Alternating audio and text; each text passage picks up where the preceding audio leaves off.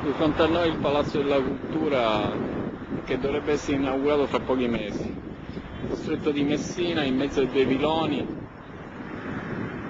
pilone di Ganzirri e il pilone di Scilla.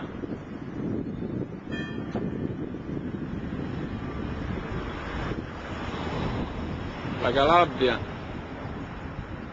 il porto di Messina con l'ingresso con il forte del Salvatore.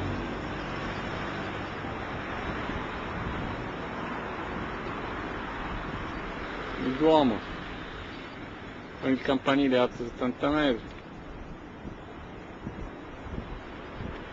il porto con una gigantesca nave lunga 3 isolati,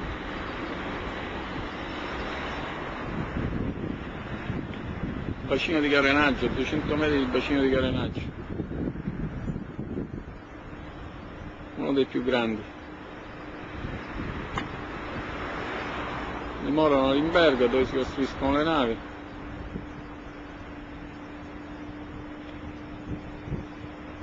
L'Arsenale e il faro del Montorsi, costruito nel Rinascimento.